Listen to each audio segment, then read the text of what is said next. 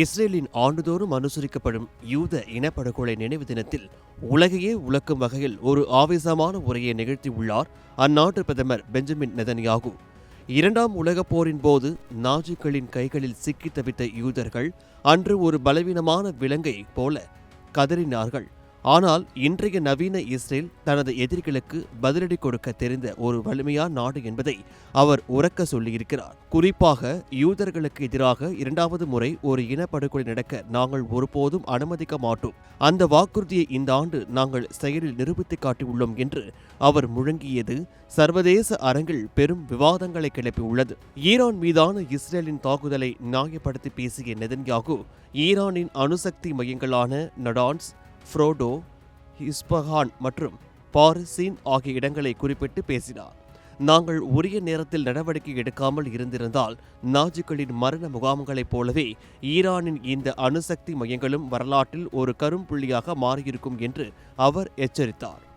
அமெரிக்காவுடன் இணைந்து கடந்த ஓராண்டில் ஈரான் மீது நடத்தப்பட்ட கூட்டு தாக்குதல்கள் அந்த நாட்டின் தீய ஆட்சிக்கு ஒரு மரண அடியை கொடுத்துள்ளதாக அவர் பெருமிதத்துடன் தெரிவித்துள்ளார். ஐரோப்பிய நாடுகளின் தற்போதைய நிலையை மிக கடுமையாக விமர்சித்த நெதன்யாகு ஐரோப்பா தனது அடையாளத்தையும் விழுமியங்களையும் நாகரத்தை பாதுகாக்கும் பொறுப்பையும் இழந்து வருவதாக குற்றம் சாட்டினார். ஐரோப்பா இன்று ஒரு ஆழமான தார்மீக பலவீனத்தால் பாதிக்கப்பட்டுள்ளதாகவும் இஸ்ரேல் இன்று தன்னை தற்காத்துக் கொள்வது மட்டுமல்லாமல் உலக நாகரத்தையே காப்பதாகவும் அவர் குறிப்பிட்டார்.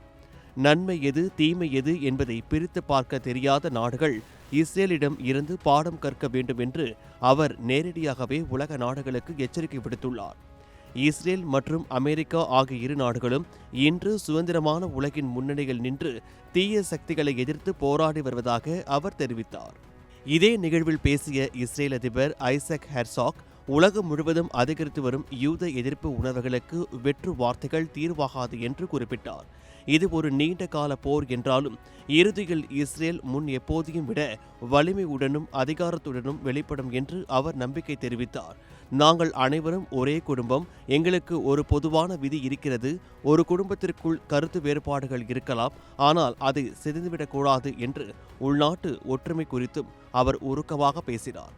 போர் மேகங்கள் சூழ்ந்துள்ள இந்த வேளையில் இஸ்ரேலின் இந்த தீர்க்கமான நிலைப்பாடு மத்திய கிழக்கு பிராந்தியத்தில் மட்டுமல்லாது உலக அரசியலிலும் ஒரு மிகப்பெரிய மாற்றத்தை ஏற்படுத்தும் என்பதில் சந்தேகமில்லை.